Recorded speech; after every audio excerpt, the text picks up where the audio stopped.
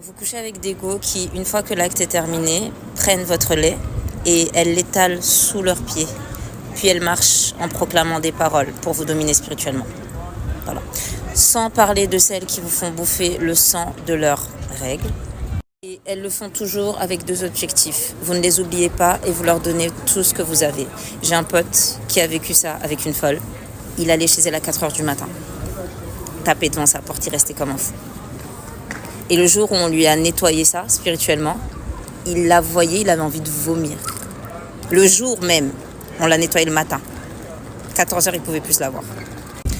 Mais j'ai envie de parler aux meufs qui font ça. Ma belle, est-ce que tu sais que les pieds, chez l'être humain, c'est l'endroit le plus ouvert de ton corps, en dehors de ta tête, du sommet de ta tête. Genre, pour canaliser des trucs là, pour avaler les gens, et pour toi-même avaler de la merde et de bonnes choses aussi, c'est l'endroit le plus ouvert du corps.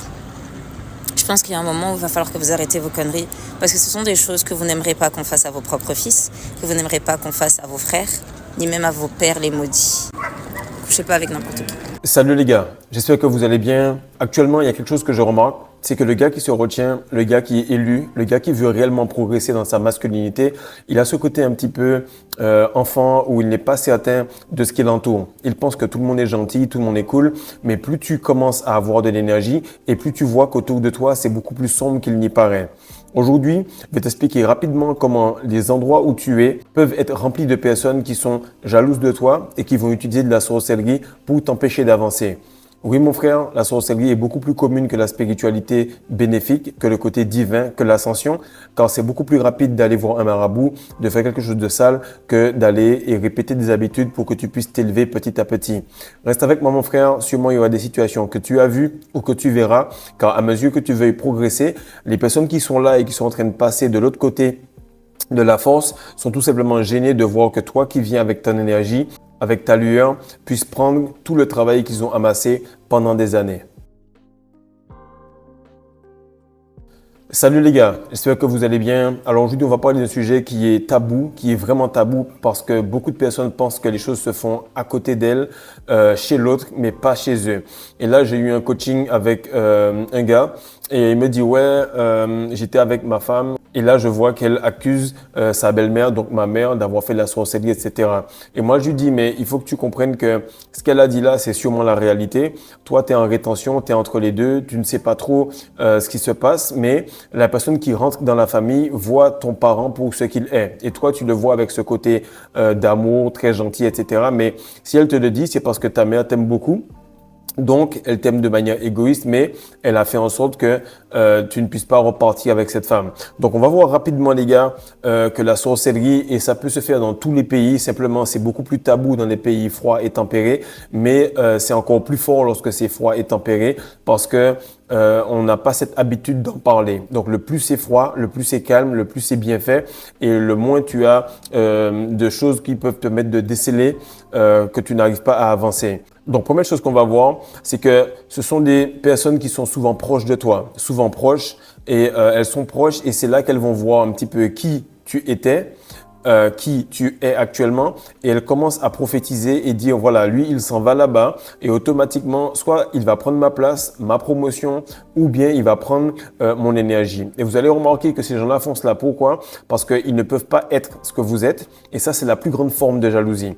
Lorsque les gens se disent putain, j'ai le même montant que lui, on a le même salaire, on a peut-être le même nombre d'enfants, nos femmes sont à peu près du même niveau, etc. Peu importe, mais qu'il y a quelque chose que ce gars-là dégage et il faut que je le prenne parce que ça m'agace. Et ce genre de jalousie-là, tu vas le remarquer plusieurs fois dans les livres religieux, coraniques ou bien dans les religions, des histoires de deux frères ou deux sœurs ou deux belles-mères ou peu importe, de gens qui vont tout simplement laisser monter cette énergie noire et aller chercher un raccourci. Première chose qui va arriver, c'est dans le monde du travail, ok, dans les collègues. Les collègues vont pas apprécier que tu arrives et que tu sois tout simplement avec ce glow, cette énergie. Ils vont aller directement chercher à marabouter. Également, tu verras que dans les commerces, mettons que toi, par exemple, tu as une pharmacie ou quelque chose comme ça, il y a une pharmacie à 200 mètres, eh ben, dis-toi que le gars, juste parce que tu as tout simplement des intérêts qui sont communs avec lui sur les clients, il va faire du maraboutage. Mais toi, tu vas faire tout simplement ta rétention séminale, tu vas en parler, tu vas discuter, tu vas dire, et justement, par rapport à l'immunité, j'ai fait la rétention séminale et j'ai remarqué que je tombe moins malade. Ah bon, rétention séminale, mais c'est quoi ça, etc. Et le maraboutage va se calibrer par rapport aux informations qu'il a sur toi. Donc, première loi de la rétention, c'est de la fermer. De la même manière que tu ne parlais pas lorsque tu perdais ton essence. Deuxième chose, c'est la famille. Okay? La famille, c'est souvent quelque chose qu'on n'arrive pas à accepter, comme en rétention séminale. Les gars viennent et je leur dis, voilà, c'est telle ou telle personne, ou je sens que c'est ci ou ça, ou que tu devrais faire attention à telle ou telle personne. Me dit, non, non, ma mère, non, impossible. La mère du voisin, oui, mais pas moi. Et on a toujours cette façon de voir les proches, ou de voir notre famille, ou de voir les gens qui sont autour de nous comme étant immaculés. Et au Sénégal, par exemple, tu vas voir qu'il y a beaucoup de films comme Maîtresse d'un homme marié, ou bien tu vas voir Ralisso, ou bien plein de séries, en tout cas les Sénégalais, vous allez me dire, qui racontent un petit peu la société comme elle est. Ces films-là sont regardés par tout le monde, puisque en réalité, ils sont excités de voir cela, mais tout le monde regarde le film en se disant que c'est à côté. Tout le monde se dit que le maraboutage se fait à côté. En réalité, frère, tu n'es pas différent des autres, et dans ton élévation, tu es différent des autres de ta maison. Mais ta maison n'est pas différente de celle du voisin. De ce fait, famille, très proches, frères, sœurs, cousins, cousines. Souvent, la grand-mère des fois peut sacrifier le petit-fils ou la petite-fille et tu vas remarquer que ce petit-fils ou cette petite-fille va réussir à évoluer ou cette génération-là qui est une à deux générations en dessous va réussir à évoluer lorsque ces personnes-là vont commencer à perdre la tête. Donc, tu vas voir que c'est lorsque tu commences à réellement évoluer, à toucher du doigt ce pourquoi tu travaillais comme un acharné, eh bien, ça va se faire fluidement, facilement parce que l'énergie qui te bloquait commence à diminuer pendant que toi, tu retiens la tienne. Maintenant, tu vas voir qu'on va également faire en sorte que entre cousins, cousines, entre frères et sœurs, on va faire en sorte de fétiche sur un enfant pour qu'il ne progresse pas plus que l'autre. On va avoir une forme de jalousie, se dire « Ah, mais lui, il progresse plus que mon fils. » De ce fait, on va lui mettre des fétiches. Donc, le plus souvent, vous devez comprendre que votre rétention est une arme aussi puissante que la leur, même voire plus puissante, mais seulement si vous vous taisez. Parce qu'ils ne vous disent pas qu'ils font ce maraboutage, mais vous continuez à parler, vous exposez votre vie. Donc, tu peux parler de ça avec n'importe quel gars. Genre, t'as un gars que tu as rencontré n'importe où. Te dit, ah, tu fais ça, etc. Je sais pas, vous arrivez à la conversation, peut-être dans une salle de gym, vous parlez de la rétention séminale. Tu peux parler à ce gars-là directement, lui dire toute ta vie, il n'y a aucun problème. Ne le dis pas à tes proches, tu vas voir qu'ils vont s'en servir contre toi. Pourquoi? Parce qu'ils n'ont pas envie de changer cela. Ils sont dans le même carcan, dans la même éducation. Et lorsque tu commences à t'en sortir, ça prouve qu'ils sont pas prêts, ils ne vont pas et ils n'ont pas envie de le faire. Autre point, c'est les gens qui sont les plus religieux et qui sont désespérés et qui ont remarqué que la prière n'a pas donné ce qu'ils voulaient. De ce fait, ils balancent quelque chose sur toi direct. Tu vas être par exemple dans une congrégation, une église par exemple, et tu vas voir que des gens vont tout simplement prendre un fétiche pour mettre sur un proche, pour mettre sur quelqu'un de l'église à côté d'eux, pour éviter que cette personne ne puisse progresser. Parce qu'ils ont prié, ils ont eu peut-être une altercation, une dispute, et la façon dont Dieu leur a répondu n'a pas été satisfaisante. Cette colère de ne pas avoir eu ce qu'ils voulaient en termes de rage, en termes de vengeance, parce que Dieu a peut-être dit va et demande-lui pardon, ou bien Dieu a dit laisse tomber, vaut mieux laisser couler, laisser l'eau passer sous les ponts, etc. Ou bien fais un don, ou bien va te repentir, etc. Non, ça n'a pas été apprécié. De ce fait, ils vont directement à l'opposé. Et ça, c'est quelque chose que j'ai remarqué beaucoup au Sénégal également. Les gars te disent on prie, mais on a notre réalité. C'est-à-dire qu'on prie, mais si ça ne marche pas, on va aller voir le marabout. Et lorsque tu le vois que ce sont des personnes proches, des oncles, des tantes, de belle-mère, belle-sœur qui te le disent avec une facilité, tu te dis, OK, donc s'ils le disent avec cette facilité, c'est que c'est quelque chose qui est naturel. Donc, c'est quelque chose qui peut être fait par eux. Ce qui ne choque pas peut être fait également par la personne qui n'a pas été choquée. Donc, l'autre point, le quatrième point, c'est le milieu de la musique et de la scène. Et ça, c'est quelque chose que j'ai remarqué lorsque je jouais.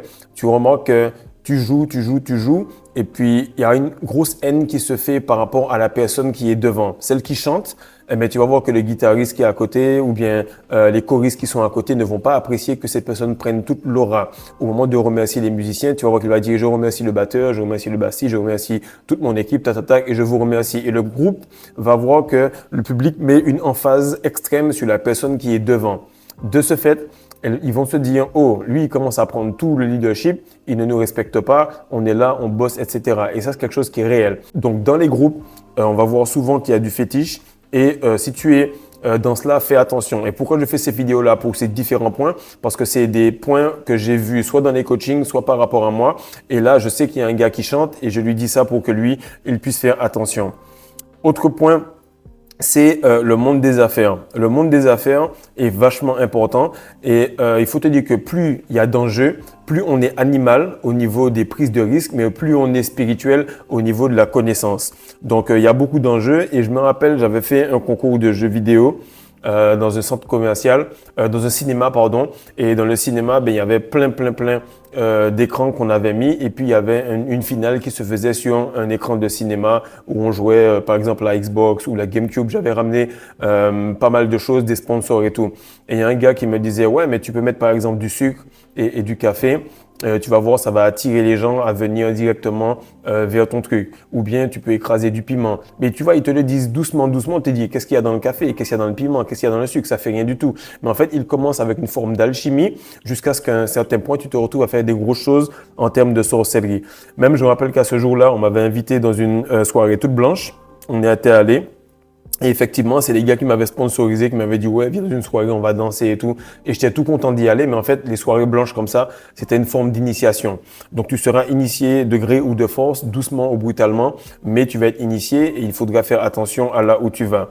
Parce que dans le monde des affaires, les gens ressentent ton aura, ton énergie, ta capacité à aspirer de l'énergie. De ce fait, ils vont se dire « Si lui, je peux pas l'avoir dans mon équipe, je vais faire en sorte de l'aspirer pour prendre au moins son étoile ou son énergie ». Sixième point, ce sont les ex. Les ex, par exemple, tu commences ta rétention séminale, tu vas voir que tu auras des problèmes extrêmes parce que tu as refusé la meuf, tu commences à te détacher. De ce fait, elle peut faire du maraboutage, du fétiche ou quoi que ce soit pour te récupérer. Encore une fois, tous ces points-là sont des points qui font que tu remarques que lorsque ça ne se passe pas comme la volonté de la personne, automatiquement, elle refuse cela et elle est prête à faire le maximum pour que tu puisses rester dans sa réalité, dans son environnement. Maintenant, le prochain point, c'est que c'est le couple. Et dans le couple, tu peux le voir dans le sens où beaucoup de personnes pensent que être en couple, c'est un endroit où directement c'est l'amour, etc. Non, à la base, tu te mets en couple avec quelqu'un parce que cette personne te rapporte de la protection, te rapporte peut-être de la beauté, le sexe, ça se passe bien, vous vous entendez bien, tu la trouves beau, belle. Donc, il y a toujours quelque chose de primal, d'animal en termes de rapport, en termes d'énergie, en termes d'échange. Puis par la suite, lorsque ça se passe bien, l'amour vient. Lorsque ça se passe mal, ça vient qu'il y a de la jalousie, de la rancœur. Et beaucoup de personnes, par exemple, les femmes prennent soin d'elles, elles vont au sport, etc. Et le mari voit que la meuf est en train de glow, elle est en train de progresser et toute l'énergie, toute l'aura va vers elle. De ce fait, il fétiche la meuf ou lui fait des cadeaux et la meuf remarque qu'en fait, plus elle accepte les cadeaux, plus elle n'avance pas.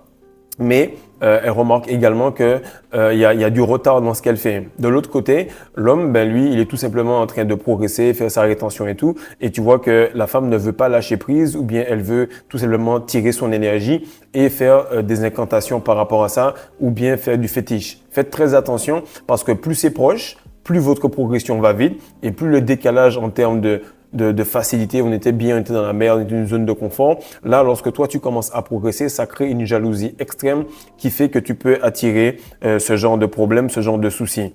Donc, dans le monde de la politique, c'est réel. La politique, là, c'est même pas la peine de polémiquer là-dessus. J'ai entendu des histoires de gars qui allaient faire des sacrifices de femmes enceintes, des conneries comme ça, sur l'île au diable, en Casamance pour devenir président, etc. Donc, c'est quelque chose de réel, mais on aime trop croire que la télé, c'est tout simplement la télévision. La télévision est tout simplement une réflexion de la réalité et en fait, on a déjà dépassé la télévision. Maintenant, on est à un point où lorsque tu regardes la télé, des fois, tu n'es même plus excité parce que tu as juste à aller sur TikTok, écouter certaines histoires et tu as des choses qui sont beaucoup plus friandes que ça, des scénarios qui sont beaucoup plus extrêmes que ça parce que dans la télévision, les gars n'ont même pas assez de créativité pour copier ce qu'il pourrait se faire dans la réalité. Donc maintenant, le huitième point, et ça c'est quelque chose de réel, je le vois avec beaucoup de gars qui sont dans tout ce qui est l'armée, tout ce qui est infirmier, pompier, etc. Ce sont des métiers où la hiérarchie est super importante. Donc, c'est très difficile d'évoluer et il y a beaucoup cette histoire d'ancienneté. Pareil dans les équipes aussi, tu vas arriver après, on ne va pas apprécier que tu progresses beaucoup plus vite que l'autre. De ce fait, on va te mettre des bâtons dans les roues. Ça va être direct. ça va être des fois physique, des fois ça va être de l'intimidation, des fois ça va être le tout en même temps plus le fétiche. Mais il faut comprendre que partout où il y a une forme de progression visible, visuelle, les gens ne vont pas apprécier. C'est un peu la théorie du crabe. S'il y a deux crabes dans un seau, automatiquement aucun d'eux ne va sortir, car lorsque l'un verra que l'autre va presque sortir, il va le taper, l'attraper pour qu'il puisse retomber dans la merde et dans la médiocrité. Neuvième et dernier point, c'est tout simplement la belle famille. La belle famille est quelque chose qui est assez spécial parce qu'ils vont t'accueillir bras ouverts, mais tu es en train de prendre quelque chose qu'ils ont toujours aimé. Ça peut être leur fille, ça peut être leur gars si tu es une femme ou un homme, et ils vont tout simplement te faire un maximum de fétiches parce que lorsque tu prends par exemple une femme, eh bien, automatiquement, celle qui l'aimait le plus va faire du fétiche contre toi. Et là, je le vois avec certains gars, ils m'expliquent que voilà, ils rentrent dans la famille, ils sentent qu'il y a une résistance au niveau du beau-père, au niveau de la belle-mère, peu importe. Mais en tout cas, au Sénégal, les gars, c'est quelque chose de très, très réel. Lorsque votre partenaire vous dit que voilà, telle ou telle personne a fait de la sorcellerie, croyez-le parce qu'il voit les choses de manière fluide, lucide, parce qu'il n'a pas une attache émotionnelle ou sentimentale envers cette personne. Donc, on va t'envoyer beaucoup de difficultés et toi, tu vas te dire « Ah merde, j'ai commencé la rétention séminale et ça devient difficile. » Encore une fois, mon frère, on est en jardinage. Tu n'as pas été enterré, on n'est pas là pour te tuer. Dieu t'a mis là pour que tu puisses tout simplement être planté. Et avec ces difficultés-là, donc tu es la seule lumière, tout l'entourage va être noir. Ça peut être simplement de la manipulation, des mensonges, des petites choses à droite et à gauche, ou ça peut être tout simplement des fétiches qui vont aller beaucoup plus loin. Ce que je peux te dire, c'est que tu fermes ta bouche, tu fais des habitudes qui sont strictes et tu fais en sorte d'aller extrêmement vite pour sortir des vibrations basses ou des vibrations qui peuvent te tester afin que tu puisses arriver à un point où tu sois intouchable. Avant cela, mon frère, sache qu'il faut que tu réalises que tu n'as pas appris ça par hasard dans cette réincarnation, c'est parce que tu en avais besoin et que tu en as besoin pour sortir de la situation où tu es. Donc, partage ça, mon frère, like, abonne-toi, écris-moi en commentaire des choses qui te sont arrivées ou comment tu as pu te sortir de ces situations grâce à la rétention séminale, grâce à la discipline sexuelle, grâce au fait que, avec ton énergie et ton aura, tu as pu te protéger de toute attaque. Peace.